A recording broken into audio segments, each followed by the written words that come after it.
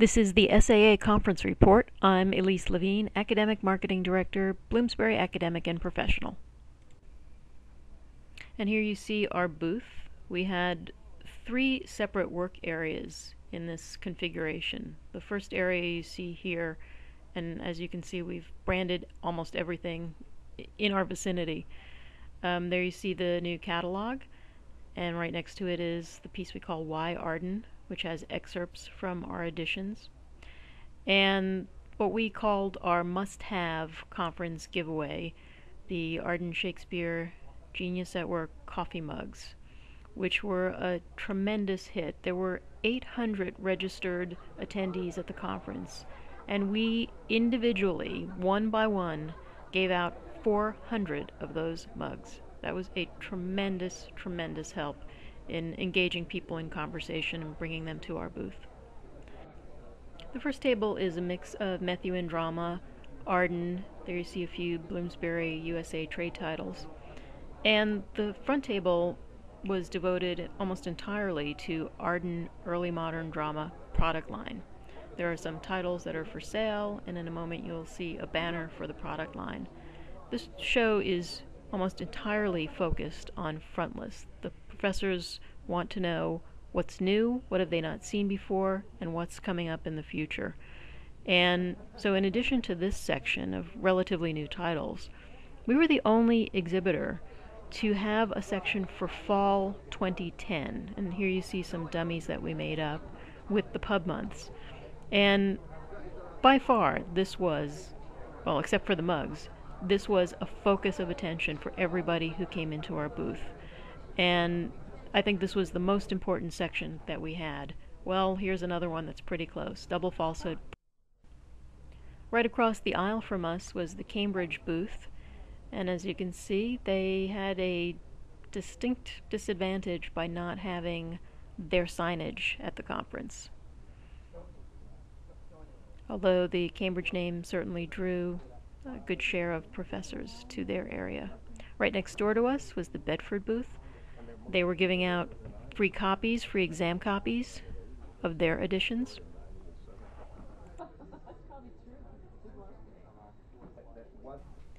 Further down the aisle from us is the Ashgate booth, where they were selling their copies at 50% off. And as you can see, really from the professor's point of view and looking at their table, there's no distinction between the front list and the back list or the different product lines.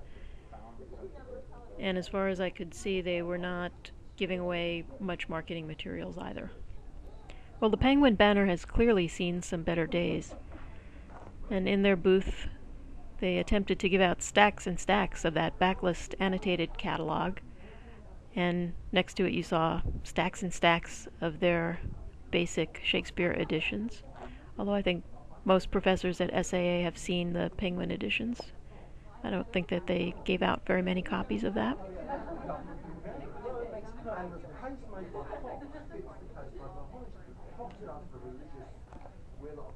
And here you see what I would call a passive marketing strategy. Simon & Schuster didn't have much branding or signage for either their name or the Folger Shakespeare Library at the conference. They were attempting to give out copies of the basic edition, the student edition that they do. And again, I think most SAA professors are very familiar with the Folgers. Interestingly, Contested Will is their book, and there was not a huge promotion for it at this show. I think that was a missed opportunity for them. One problem in the exhibits in general was that they were understaffed. A lot of the presses who sent people expected them to attend meetings and be in the booth, and often the tables were left unattended, and I think that hurt all of the exhibitors. The balloons that you see there in the Palgrave booth were a raffle promotion they were doing to celebrate Shakespeare's birthday. Although there was no signage there to promote it, that was their way of trying to engage professors and draw them into the booth. Is it just you at the show? Bridget's here as well. And Definitely here you see their mix of Right, because what is it? display 10 to 6 copies, tomorrow? 8 to 6? This one, including a Bloomsbury Trade USA title that you just saw right there, Up top, theater craft. displayed in both of our booths.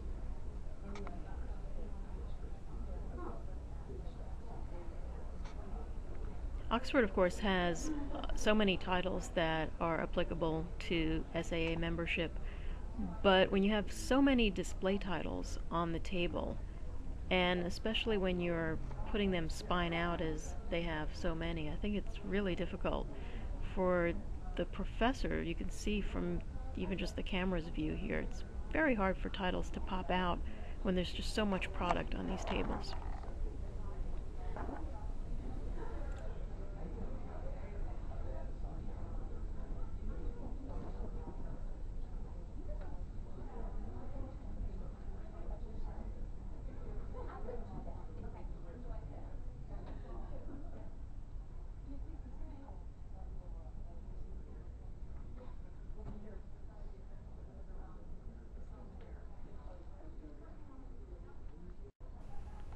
And as we continue on with the Wiley booth, you can see that at the publisher tables, there's not really a clear distinction between publishers in terms of their messaging, their marketing, or their branding. There's just a lot of product.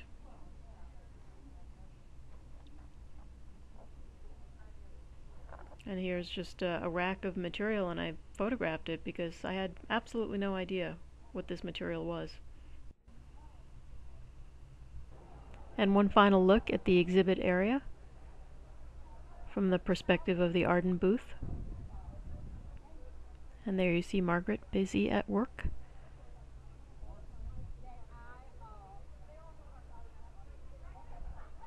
And you can see really from the professor's perspective, Arden Shakespeare, how it presents itself in that room, and this professor about to receive one of our coffee mugs. And now moving on to the Arden reception. This is the ballroom to the hotel where the reception was held. As the guests arrived, they received the ubiquitous Genius at Work mug filled with Easter candy, which also decorated the tables. The reception was a wonderful opportunity to bring together into one room all of the various components of the Arden brand. So Arden series editors were mixing with what we call the Friends of Arden, people who we have long-term associations with and some people who we're trying to develop new relationships with. And it was a great way for them to interact and to focus on the one theme of the reception was a celebration of Genius at Work and a tribute to the retiring general editor, Richard Proudfoot, who you see in this video sequence Margaret introducing. One of the things that made the reception and really the whole conference so successful for us is that we stayed on message. We focused on the Arden brand, Arden features, why Arden, and of course our tagline of Genius at Work. We used it all the time, we stayed very consistent with it, and we had fun with it. And as Margaret said in her opening remarks, Genius at Work refers not just to our William, but to our entire Arden team, our editors, our associates who will go out there and be our brand ambassadors, and of course adding to the Arden Shakespeare family the professional services of Bloomsbury Academic and Professional and the Macmillan Trade Sales Force. All of these things added up to an exceptional conference for the Arden Shakespeare at SAA 2010.